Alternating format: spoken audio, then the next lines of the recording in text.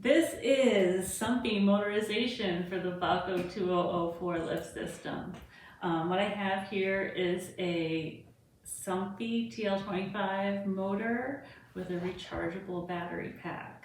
So the motor goes on the inside of the headrail and the battery pack goes on the outside of the headrail. I'm going to show you how we assemble it. It's just so easy. I have two sets of adapters that go on the motor. I have this black headrail adapter. This holds the motor inside the headrail and it just clicks on. And then I have the drive rod adapter. It's this tiny little orange one that fits inside of here. And I have it installed on the other side. And look, I have one all put together right here. So a big misconception about these is that the drive rod runs all the way through. It doesn't. You have small pieces of drive rod on either side of the motor. The drive rod is what turns and the cord spools and lifts your lift line up, which lifts your shade up. So you have to know how long to cut each side. And these are pre-cut. The headrail adapter, that orange one, holds, or the orange drive rod adapter holds the drive rod. And there's a tiny little set screw that you just tighten until it won't come out. And now I put my cord drums in. I make sure the outer one, the first one I go in, is going to go all the way out to here and it's pointed in the correct direction. And now the next one is going to go in the other direction.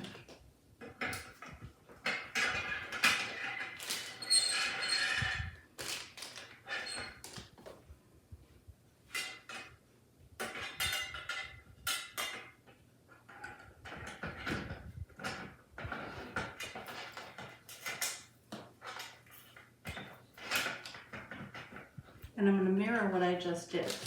So the next cord drum is going to go towards the motor.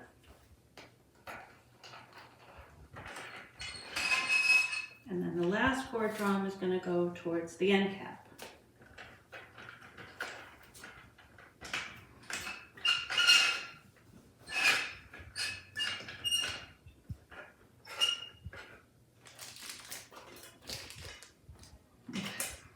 And then you get end caps.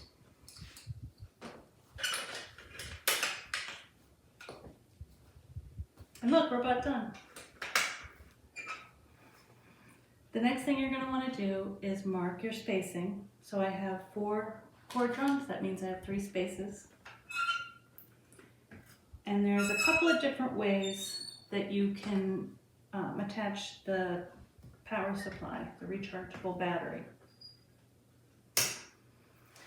The rechargeable battery, like I said before, can sit on the outside of the system. There's these little battery brackets that your battery will slide into. Now these can get mounted directly underneath the headrail. They attach to those black headrail adapters that are on either side of the motor. These right here, there's a little hole in there.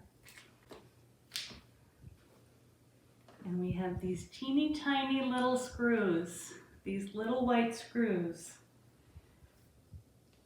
And that is what you can use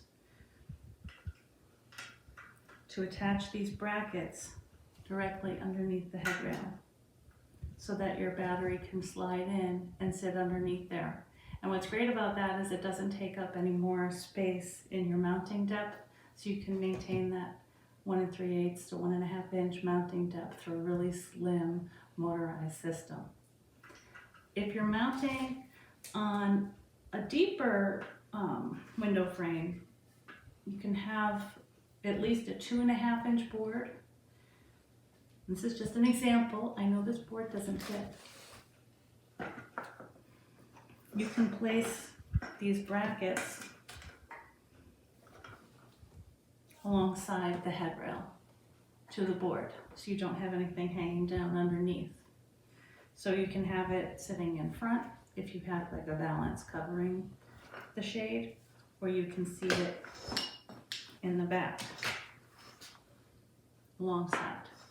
Now we have extension cables, so you can get really crazy and string it and move your battery all the way down the windowsill, which is kind of handy for charging it. This is your charger for your battery. I'm going to show you, this is kind of important. Some people get a little confused with how you hook these up. The battery, this cord gets plugged into this cord.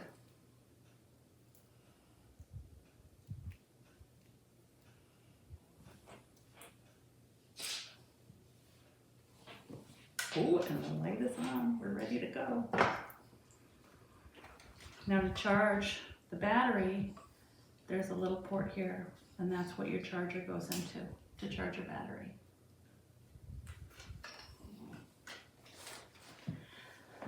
I want to talk to you about remote controls for your motorized lift system. These are all Somfy remotes to go with that Somfy motor.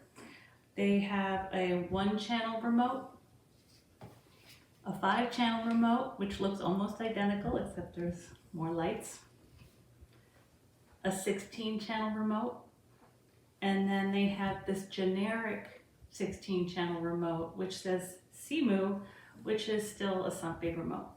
It just costs a little bit less than the other 16-channel remote. If you have a project where you have only one shade, they don't want anything fancy, it's one shade, you can get a 1-channel remote. The 5-channel remote, if you have 5 shades and you get a 5-channel remote, you'll only be able to control those 5 shades independently. You need a whole separate channel if you want to pair them all together so that they would open and close together. So even though it's a 5-channel remote, you would use this for 4 shades.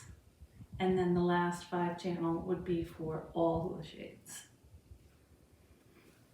So if you have 5 shades, you're going to need a 16-channel remote.